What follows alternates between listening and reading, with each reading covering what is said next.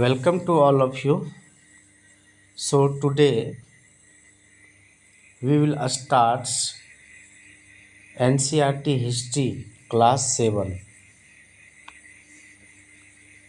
In this textbook of Class 7, there are total 8 chapters. So this is my first class of History of Class 7. हम लोग chapter 1 से पढ़ेंगे और आपका यदि समर्थन सपोर्ट हमेशा बना रहे तो हम पूरी बुक को सरल भाषा में और स्पष्ट अवधारणाओं के साथ आप लोग को समझाने का प्रयास करूँगा। So let's we start chapter 1। Chapter 1 है हमारा introduction, tracing changes through 1000 years. तो you can see there are two map 1 and map 2। Map 1 में आप देख सकते हैं 1154 में अरब जोग्राफर अल इदरीसी के द्वारा बनाया गया है और मैप 2 जो है 1720 में फ्रेंच जोग्राफर कार्टोग्राफर के द्वारा बनाया गया है मैप 2। ये जो आपका सेक्शन है इसमें आपको डिटेल दिखाया गया इंडियन सब कॉन्टिनेंट का, वर्ल्ड के इसके बड़े मैप से। मैप 2 में आपको देखे कि ये फ्रेंच कार्टोग्राफर के द्वारा 1720 में बनाया गया। ये दोनों मैप थोड़ा सा अलग है और यद्यपि ये सेम एरिया के हैं। आप देखेंगे कि अल इदरीसी के मैप में साउथ इंडिया जो है जहाँ है हम वही सेम एरिया साउथ इंडिया में हम लोग एक्सपेक्ट कर सकते हैं नॉर्थ इंडिया को। तो साउथ इंडिया जहाँ है वहाँ नॉर्थ इंडिया को दिखाया गया साउथ में, और नॉर्थ साइड में साउथ इंडिया को दिखाया गया है। श्रीलंका आइलैंड टॉप पर है, आइलैंड श्रीलंका आइलैंड आपको टॉप में दिखाया गया है। फिर आपका मार्क किया गया अरबिक में, जो भी स्थान का नाम है सारा अरबिक में है। और कुछ नाम है जैसे कन्नौज, उत्तर प्रदेश में कन्नौज, वो भी आपको मेंशन है मैप में। मैप 2 जो है लगभग 600 साल बाद बना है। मैप 1 के बनने के 600 साल बाद मैप 2 को ड्रॉ किया गया। इस पीरियड के दौरान सब कॉन्टिनेंट के बारे में जो इन्फॉर्मेशन है वह चेंज हो चुका है। सब कॉन्टिनेंट के बारे में इंफॉर्मेशन चेंज हो चुका है। यह मैप ज़्यादा फैमिलियर है हम लोगों के लिए, हम लोग इससे ज़्यादा परिचित हैं, इसको अच्छी तरह से समझ सकते हैं। जो आपका सेकेंड मैप है कोस्टल एरिया, इसमें आप देखेंगे डिटेल में है कोस्टल एरिया। यह मैप यूरोपियन सेलर के द्वारा यूज किया जाता था और व्यापारी लोग अपने रास्ते में चलने समय इस मैप से उन्हें बहुत सारी मदद मिल जाती थी। दोनों का बराबर महत्वपूर्ण ये है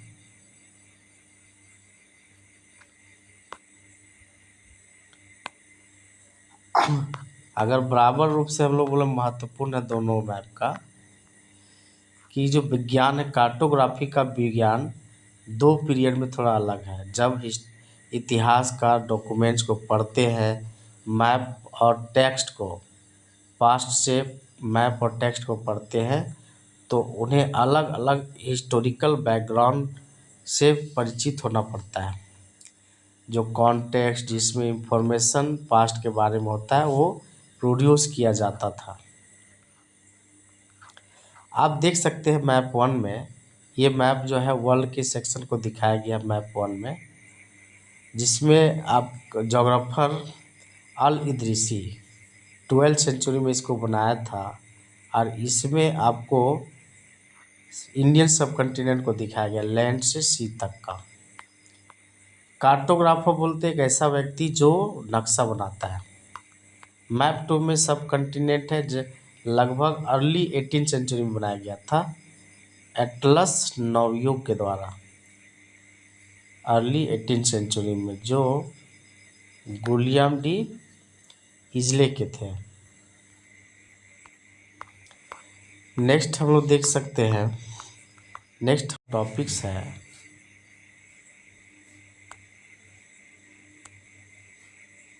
हमारा नेक्स्ट टॉपिक्स है न्यू एंड ओल्ड टर्मिनोलॉजी। अब नए और ओल्ड टर्मिनोलॉजी क्या क्या थे, तो हम देखेंगे कि इंफॉर्मेशन प्रोड्यूस किया जाता है, समय के साथ इंफॉर्मेशन बदलता है, लैंग्वेज बदलता है, मीनिंग बदलता है। इतिहासकार लोग रिकॉर्ड किए थे अलग अलग वैरायटी में लैंग्वेज का। पहले का लैंग्वेज का वैरायटी कुछ और था, अभी कुछ और है, जो चेंज हो चुका है, साल दर साल परिवर्तित होता जा रहा है। मेडिवल पर्शियन में उदाहरण के लिए अगर बोले तो मॉडर्न पर्शियन से मेडिवल पर्शियन अलग है। अलग केवल ग्रामर के रिगार्ड में नहीं है, वोकैबुलरी के रिगार्ड में नहीं है, बल्कि शब्दों का मीनिंग भी समय के साथ चेंज हो जाता है। जैसे आप टर्म लीजिए हिंदुस्तान, तो आज हम लोग जानते हैं इसको इंडिया के रूप में, मॉडर्न नेशन स्टेट के रूप में। जब टर्म का यूज किया जाता है 13 सेंचुरी में, जब टर्म का यूज 13 सेंचुरी में किया जाता था, ये आपका जो टर्म है 13 सेंचुरी में यूज किया जाता था, ये हमारा इंडिया टर्म, इंडिया किसके द्वारा, मिन्हाज उल सुराज के द्वारा नाम दिया गया इंडिया। 13 सेंचुरी में एक क्रोनिकलर थे जो पर्शियन में लिखे हैं, उसका मतलब है पंजाब का क्षेत्र है, हरियाणा का क्षेत्र है और गंगा और यमुना के बीच का लैंड। वह टर्म का यूज करते हैं पॉलिटिकल सेंस में भूमि के लिए, जो एक दिल्ली सुल्तान का डोमिनियन होता था। ऐसे एरिया जिसमें इस टर्म को शामिल किया गया, इस टर्म से उस एरिया को शामिल किया गया है, वह सल्तनत के साथ फैला हुआ, लेकिन ये टर्म कभी भी इंक्लूड नहीं है साउथ इंडिया में। अर्ली 16 सेंचुरी में बाबर हिंदुस्तान का यूज किए थे ज्योग्राफी को डिस्क्राइब करने के लिए, फौना और सब कंटिनेंट का जो इनहेबिटेंट्स है उसके कल्चर को दिखाने के लिए हिंदुस्तान शब्द का प्रयोग किया था। हम लोग बाद में चैप्टर में पढ़ेंगे, जो कभी कभी उस तरीके से सेम होता है। 14 सेंचुरी के जो पोएट थे अमीर खुसरो, ये हिंद शब्द का प्रयोग किए थे, जबकि जोग्राफिकल और कल्चरल इंटिटी का आइडिया जैसे इंडिया ये एग्जिस्ट नहीं करता था, जिस समय अमीर खुसरो के द्वारा यूज किया गया। हिंदुस्तान पॉलिटिकल और नेशनल मीनिंग को कभी नहीं कैरी किया है जो आज के साथ एसोसिएट हो। इतिहासकार आज इस टर्म का प्रयोग करने में सावधानी बरतते हैं, वे यूज करते हैं क्योंकि उसका अलग अलग चीज़ें होते हैं। पास्ट में कुछ और था, अभी कुछ और है। जैसे एग्जांपल ले लीजिए, एक सिंपल टर्म जैसे फॉरेनर, सिंपल टर्म है, इसको यूज किया जाता है आज किसी को दिखाने के लिए कौन इंडियन नहीं है। मेडिवल पीरियड में जो विदेशी लोग होते थे, कोई अनजान व्यक्ति होते थे जो माना जाता था उस गांव का नहीं है, जो उस गांव से दूसरे गांव के जो आते थे फॉरेनर कहलाते थे, उस सोसाइटी के और कल्चर के पार्ट नहीं होते थे। हिंदी में परदेशी शब्द उस व्यक्ति को डिस्क्राइब करने के लिए किया जा सकता है और पर्शियन में उसी व्यक्ति को अजनबी कहा जाता है। एक सिटी ड्वेलर है, वह उसे फॉरेस्ट ड्वेलर कहा जा सकता है, फॉरेनर के रूप में। जो शहर में रह रहे हैं, अगर जंगल में चल जाए तो जंगल के लोग उसको फॉरेनर कहेंगे। लेकिन दो किसान जो सेम गांव में रहते हैं वो फॉरेनर नहीं थे एक दूसरे के लिए, यद्यपि वे उनका अलग अलग धर्म और कास्ट बैकग्राउंड होता था। नेक्स्ट हमारा टॉपिक से हिस्टोरियंस एंड देयर सोर्सेस। इतिहासकार अलग अलग प्रकार के सोर्स का यूज करते हैं पास्ट के बारे में सीखने के लिए, जो डिपेंड करता है उनका स्टडी का पीरियड पर और उनके इन्वेस्टिगेशन के नेचर पर। अंतिम ईयर एग्जाम्पल में देखेंगे तो गुप्ता डायनेस्टी के जो शासक है, अंतिम साल गुप्ता डायनेस्टी के शासक के बारे में और हर्षवर्धन के शासक के बारे में इस किताब में हम लोग हजारों साल के बारे में पढ़ेंगे, जो लगभग 700 से 750 तक चला था। आप नोटिस करेंगे कुछ कंटिन्यूटी को इस सोर्स में जो इतिहास के द्वारा यूज किया जाता है इस पीरियड को पढ़ने के लिए। वे अभी भी कॉइन्स को रिलाय करते हैं, इंस्क्रिप्शंस को, आर्किटेक्चर को, टेक्सटुअल रिकॉर्ड्स को इंफॉर्मेशन के लिए। लेकिन कोई कंसिडरेबल नहीं है, कंसिडरेबल भी है जो एक डिसकंटिन्यूटी में चलता है, लगातार जारी नहीं है।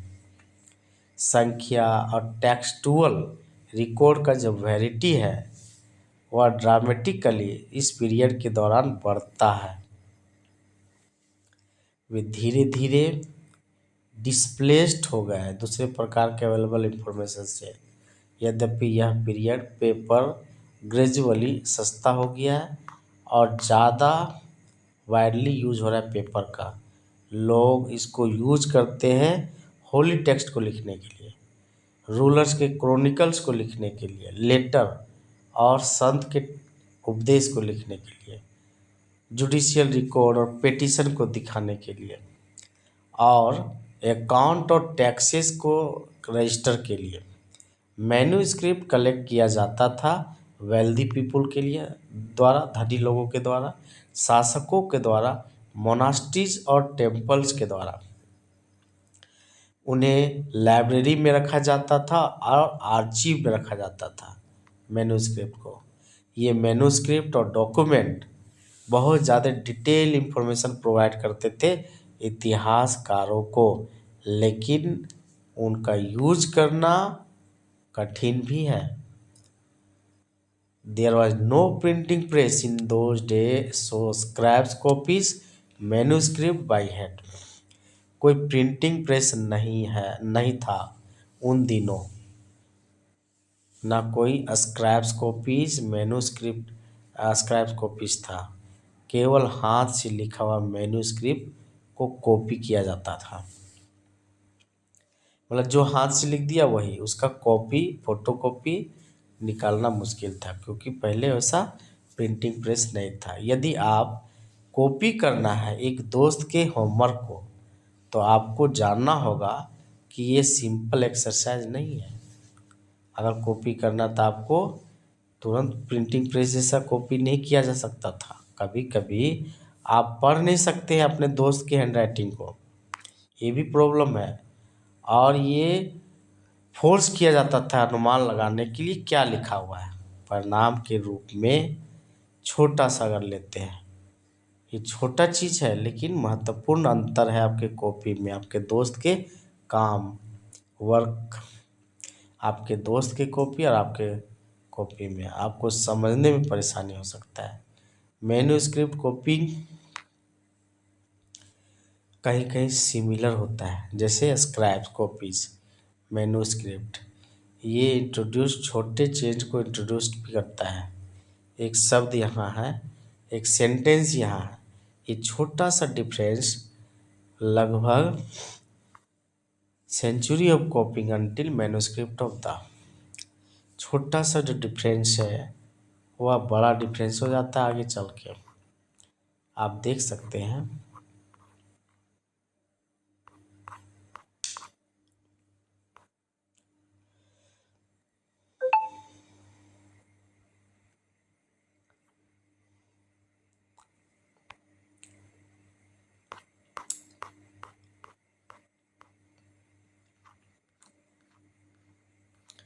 यू कैन सी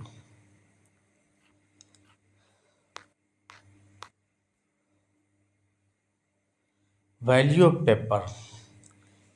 पेपर का क्या महत्व है आप कंपेयर करके देखिए। नीचे दो चीज़ दिया हुआ है कि आपके in the middle of the 13th century a scholar wanted to copy a book. 13th century के मध्य में एक विद्वान एक बुक को कॉपी करना चाहा, लेकिन उसके पास काफ़ी पेपर नहीं था। इसलिए वह मैन्यूस्क्रिप्ट को वास्ट किया। वह नहीं चाहता था dried the paper and used it.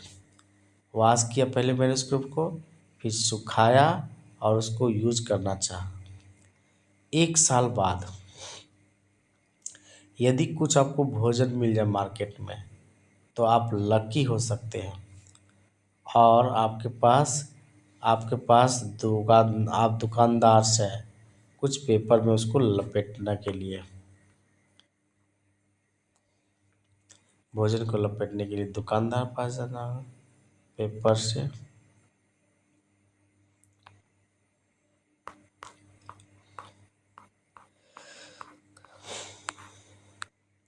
Archive क्या है? एक ऐसा जगह जहाँ डॉक्यूमेंट्स और मैन्यूस्क्रिप्ट स्टोर किए जाते हैं। आज सारे नेशनल और स्टेट गवर्नमेंट के पास आर्चीव है, जहाँ वे सारे पुराने ऑफिशियल रिकॉर्ड्स को और ट्रांजैक्शंस को रखते हैं।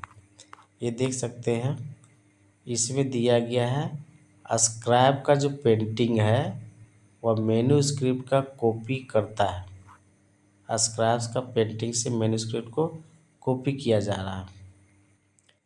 यह पेंटिंग केवल 10.5 सेंटीमीटर से 7.1 सेंटीमीटर डायमेंशन में है, क्योंकि इसका साइज इसी साइज के कारण इसको मिनिएचर कहते हैं। मिनिएचर पेंटिंग जो है कभी कभी यूज किया जाता था मैन्यूस्क्रिप्ट के टेक्स्ट को इलस्ट्रेट करने के लिए।